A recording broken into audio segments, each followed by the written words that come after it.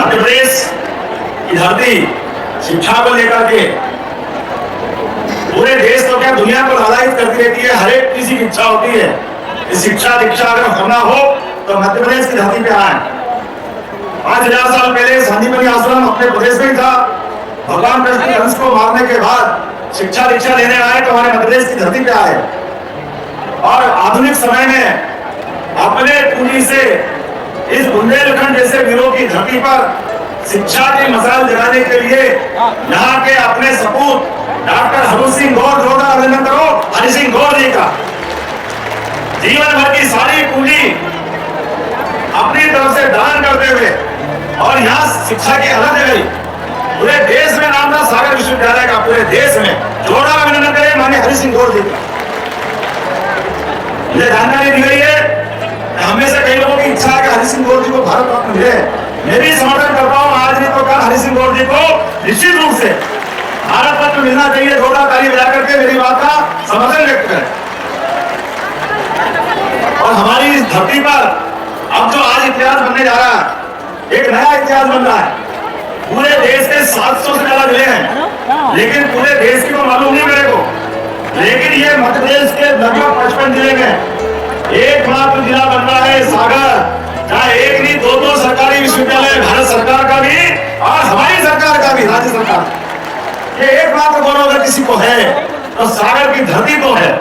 और उससे बड़ी भाग्य की क्या बात है, जब हम हमारे विश्वविद्यालय बनाए तो विश्वविद्यालय के नायक कौन होना चाहिए, किनके नाम पे वो नाम रखा जाना चाहिए। आप बताओ किनके नाम पे होना चाहिए?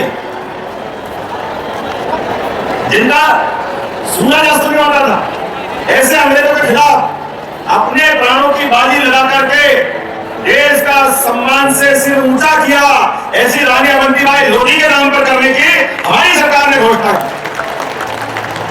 विश्वविद्यालय, महाविद्यालय, शैक्षणिक संस्थान ये इसी बात के लिए जाने जाते हैं जहाँ नई भविष्य की खोज तैयार होती है, जहाँ हमारे अपने गुरुकुल के माध्यम से सबका अपना आने वाला समय समृद्ध होता है। मुझे इस बात की प्रसन्नता है, नई राष्ट्रीय शिक्षा नीति के परिप्रेक्ष्य में यशस्वी प्रधानमंत्री के जोरदार तालियां बजाएं माननीय नरेंद्र मोदी जी के लिए,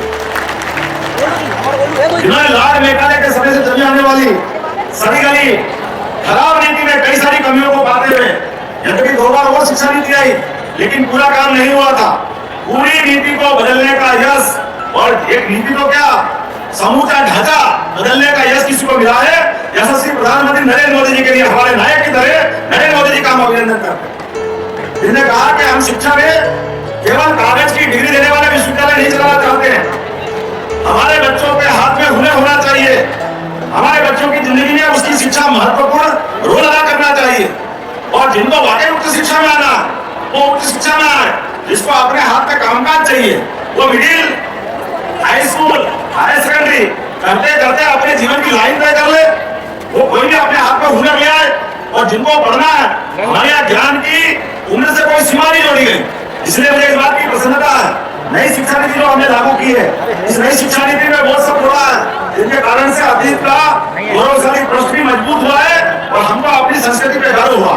भगवान श्री राम, भगवान श्री कृष्ण, हमारे सभी महापुरुष जिनके जीवन के अच्छे अच्छे पाठ है, वो सारे के सारे पाठ संकलित करके हमने विश्वविद्यालय के पाठ्यक्रम का हिस्सा बनाया। मुझे इस बात का गर्व है। अपने जीवन काल में ऐसे कई सारे मौके आएंगे जब हमको अपने गौरवशाली अतीत से सबक लेने की आवश्यकता पड़ेगी। किसी और मौके में किसी और बार बोला जाएगा। माननीय गोपाल जी भाई साहब कह रहे थे कि ये विश्वविद्यालय जैसे कि सेंट्रल यूनिवर्सिटी बनी, पहले तो मांग हमारे सागर से उठी। सभी लोगों ने कहा कि जब विश्वविद्यालय हो जाए तो सेंट्रल यूनिवर्सिटी अच्छी कौन सी बात होगी। लेकिन केंद्रीय विश्वविद्यालय बनने के बाद राज्य के पढ़ने वाले बच्चों के सामने जो संकट खड़ा हुआ, इसका आकलन उस समय नहीं था। बाद में ध्यान आया गलती हो गई, नया विश्वविद्यालय भी चाहिए, सेंट्रल यूनिवर्सिटी भी चाहिए। अब तो और भाग्य की बात है, हमने सेंट्रल यूनिवर्सिटी भी दी और नया विश्वविद्यालय भी दिया और 100 दिन के अंदर करके दिया। 100 दिन भी पूरे नहीं हुए नई सरकार को बने को, लेकिन 100 दिन से भी कम समय में इसी अगले सत्र में हमारा विश्वविद्यालय प्रारंभ होगा। इसी सत्र से हमने कहा विश्वविद्यालय का भूमि पूजन होगा, उसकी बिल्डिंग बनती रहेगी। अभी 2 महीने भी नहीं हुए, जोरदार ताली बजाओ, सरेन जी बता रहे हैं, लेकिन आपकी मांग मान ली गई और अगले इसी सत्र से हमारा विश्वविद्यालय कामकाज करना शुरू करेगा।